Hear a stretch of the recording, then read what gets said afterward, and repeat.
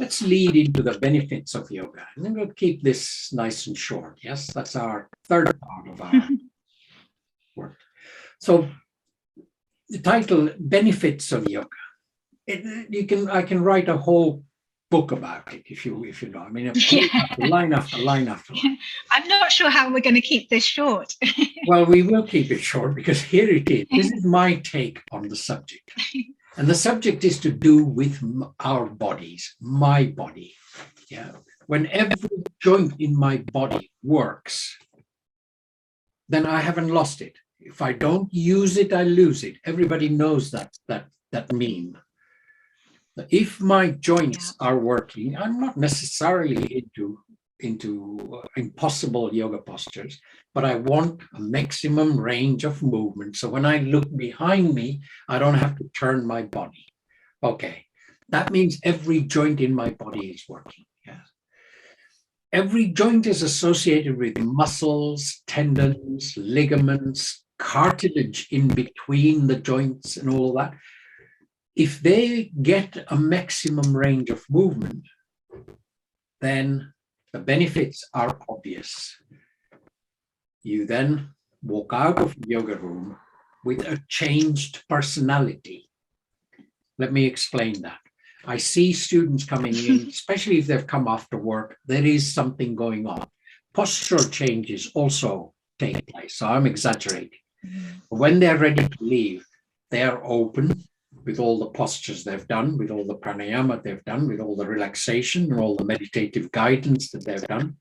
Hour and a half, hour worth of yoga, that's it. So internal focus. How often do we pay attention to what my kidney is doing? Get to know where your kidney, have you got one or have you got 50? Yeah, find out all of it. 2 kidneys, 2 adrenal glands. If they're not working, they play havoc. If they're not attended to, then they don't feel appreciated. When I'm not appreciated, I'm not in a good place. So I make sure that. So less of no physical stress when the muscles are stretched, no physical stress. Where does it go? Well, I don't care, as long as it's not in my body. Physical stress is the main precursor to lots and lots of common ailments. That includes the worst end, which is cancer. Yeah. So that's manifesting internally something. And that internal focus, the benefits of yoga, when I start to examine and study, internal focus is really meditation. You're meditating within yourself, underneath your skin. Yeah. You know where your kidneys are. You know how the lungs, you take a journey through the body, whichever way. So when the muscles stretch, nerves stretch, lubrication takes place, lymphatic nodules get squeezed, the lymph moves, the drainage system of the body. Every muscle, every cell in the body produces debris. Well, where does it go? Lymphatic system drains it out. So then you work into the benefits of yoga, you know, looking at fingers. Arthritic fingers are very obvious. Non-arthritic fingers, that's what you want. I do not want any arthritis. What do you mean I do not want? What do I do to stay away from it? Because arthritis I can't catch. I can't hold somebody's hand who's got arthritis and I go away with it. No, I allow it to manifest internally. So I never bend my fingers backwards and things like that. So benefits of yoga is literally getting to know yourself. In my case, getting to know myself. I am a different person today than what I was in my 40s. And my 20s and 30s were even more interesting. So I agree. Yeah. The benefits of practicing yoga are definitely heightened awareness. And, you know, I had no idea.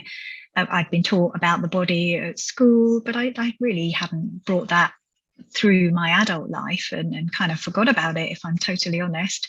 And, you know, you obviously talk about it when I was in your classes and I would think, gosh, I've never really thought about that organ at all. You know, they're just the main ones that people think about, but I'm sure many people are the same. They wouldn't even know where certain organs are in the body or what they're for. And in fact, as scientists and doctors, they haven't known what everything is for in the body up until this day. I'm sure there's lots of things that still need to be discovered as well. So it really does bring that connection in. We are very lucky, as you well know. We've had GPs and oncologists go through our school becoming yoga teachers, and they keep coming back to the school to input more of their information. It's not unusual that a GP, of having done 30-40 years of service, she or he has forgotten most of the training. They get 3 hours of training on nutrition in their 7 years worth of training. How much of it can you remember? You know, so crazy. Yoga, and especially depending on when they trained, it could be completely out of date. Yeah, and same with the body and how things work. Even the modern day doctors, it is no more than a day's worth of nutrition. Now, in a day out of 7 years of training, how much of it are they going to remember? And some of them buy into it and they become very healthy. They know, and they go through life like I want to go through life and you want to go through it. One of the subjects you touched on was confidence. I mean, you know, confidence. Where do you go to buy confidence? You know, Waitrose don't sell it. You know, you can't buy it. It has to be manifested. And you're a great example using yourself. And I want to emphasize that. The change within the person happens when the person is ready to take it further. Well, how? Go to a yoga class, go and join a school. And that question comes back. Who is really irrelevant to becoming a yoga teacher? Yes, you're slightly oversized. Yes, you're different color. Yes, you're bendy. No, you're not so bendy. You're stiff. Get out of the way. These are all excuses. Procrastination is a serious disease. We put it off. Do it now, because you don't know when your evening of your life is going to end. Exactly. And it's a skill for life. It will live with you until the very last day. You will always be able to fall back on it and do more with it, do less with it. It's completely something that is molded to suit your life, your lifestyle. I mean, the sky's the limit. Or if you just want to do one class a week, it's all available to you. It really is such a gift. Yeah, start with one class a week. I know somebody who I'm talking to started one class in her workplace.